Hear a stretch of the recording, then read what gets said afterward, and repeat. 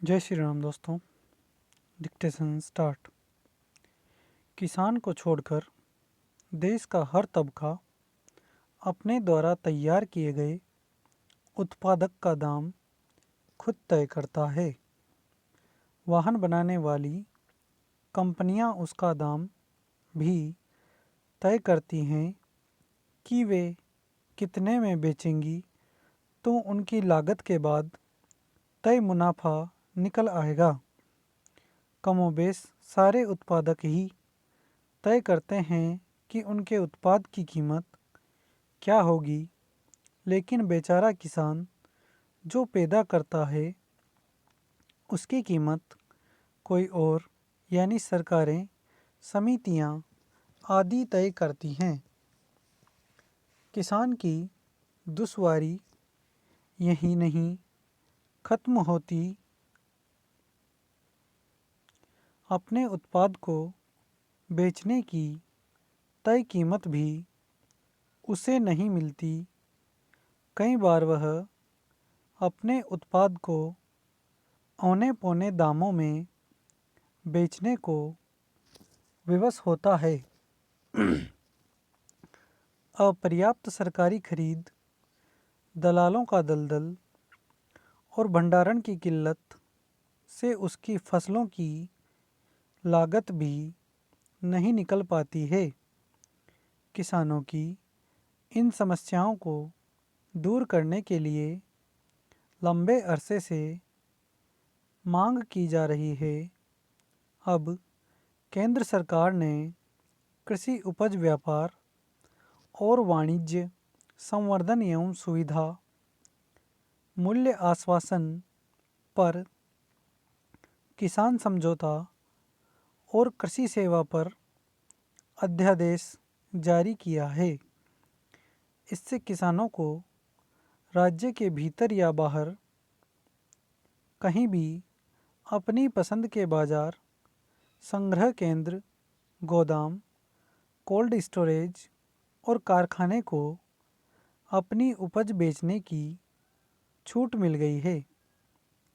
मूल्य आश्वासन पर किसान समझौता और कृषि सेवा अध्यादेश किसानों की कृषि व्यवसाय से जुड़ी कंपनियों, थोक व्यापारी और निर्यातकों के साथ पहले से तय कीमतों पर अपनी उपज की बिक्री का करार करने की छूट देता है। कहीं भी उपज बेचने की छूट के साथ अनुबंध खेती की अनुमति किसानों के कल्याण में सोने पर सुहागा साबित हो सकती है। हमारे किसान न केवल अपनी उपज का लाभकारी मूल्य हासिल करने में समर्थ होंगे, बल्कि उनकी उन्नत खेती की ओर भी अग्रसर हो सकेंगे। एक ऐसे समय में जब खेती देश की अर्थव्यवस्था की बड़ी संबल बनती दिख रही है, तो यह बहुप्रतीक्षित कदम किसानों की तकदीर संवारने में निर्णायक साबित हो सकते हैं। किसान सक्षम होंगे तो ग्रामीण क्रय शक्ति बढ़ेगी, जो देश के उद्योगों की मांग आपूर्ति में उत्प्रेरक का काम करेगी। देश में कृषि विशेषज्ञों का एक ऐसा भी वर्ग है जो मानता है कि सरकार के इस कदम का बहुत प्रभावी असर नहीं दिखेगा। वे इसके साथ अन्य कदमों को उठाए जाने की दरकार बताते हैं। कृषि क्षेत्र में तस्वीर बदल देने वाले 3 कदम उठाए गए हैं। इसको लेकर कुछ विशेषज्ञ बहुत आश्वस्त भले न हों, लेकिन इस बहुप्रतीक्षित मांग के पूरा होने का सकारात्मक असर जरूर दिखेगा। अब यह जानना जरूरी है इन कदमों और इनके असर के बारे में। पहले, कृषि उत्पाद विपणन समिति अधिनियम में सुधार पर गौर करें। इससे किसान अपनी उपज को जहां उसे उचित और लाभकारी मूल्य मिले वहां बेच सकते हैं। इस विषय में 4 बड़े सुधार किए गए हैं। पहला, अब तक कृषि उत्पादों को केवल स्थानीय अधिसूचित मंडी के माध्यम से ही बेचने की अनुमति थी। अब किसी भी मंडी, बाजार संग्रह केंद्र, गोदाम कोल्ड स्टोरेज, कारखाने आदि में फसलों को बेचने के लिए किसान स्वतंत्र है। इससे किसानों का स्थानीय मंडियों में होने वाला शोषण कम होगा और फसलों की अच्छी कीमत मिलने की संभावना बढ़ेगी। अब किसानों के लिए पूरा देश एक बाजार होगा। दूसरा, मंडियों में केवल लाइसेंस धारक व्यापारियों के माध्यम से ही किसान अपनी फसल बेच सकते थे।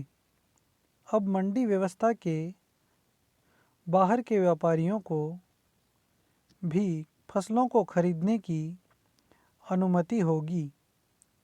इससे मंडी के आड़तियों या व्यापारियों द्वारा समूह बनाकर किसानों के शोषण करने की प्रवृत्ति पर अंकुश लगेगा। अधिक संख्या में व्यापारी किसानों की फसल खरीद सकेंगे, जिससे उनमें आपस में किसान को अच्छा मूल्य देने के लिए प्रतिस्पर्धा होगी। तीसरा, मंडी के बाहर फसलों का व्यापार वैध होने के कारण मंडी व्यवस्था के बाहर भी फसलों के व्यापार और भंडारण संबंधित आधारभूत संरचना में निवेश बढ़ेगा। चौथा, अब अन्य राज्यों में उपज की मांग, आपूर्ति और कीमतों का आर्थिक लाभ किसान स्वयं या किसान उत्पादक संगठन बनाकर उठा सकते हैं। किसानों को स्थानीय स्तर पर अपने खेत से ही व्यापारी को फसल बेचने का अधिकार होगा। इससे किसान का मंडी तक फसल ढोने का भाड़ा भी बचेगा। अनुबंध खेती की बात करें तो यह कदम फसल की बुआई से पहले किसान को अपनी फसल को मानकों और तय कीमत के अनुसार बेचने का अनुबंध करने की सुविधा प्रदान करता है। किसान एक तो फसल तैयार होने पर सही मूल्य न मिलने के जोखिम से बच जाएंगे। दूसरे, उन्हें खरीदार ढूंढने के लिए कहीं जाना नहीं होगा। किसान सीधे थोक और खुदरा विक्रेताओं, निर्यातकों, प्रसंस्करण उद्योगों आदि के साथ उनकी आवश्यकताओं और गुणवत्ता के अनुसार फसल उगाने के अनुबंध कर सकते हैं। इसमें किसानों की जमीन के मालिकाना अधिकार सुरक्षित रहेंगे और उसकी मर्जी के खिलाफ फसल उगाने की कोई बाध्यता भी नहीं होगी। अंत में, आवश्यक वस्तु अधिनियम पर गौर करें।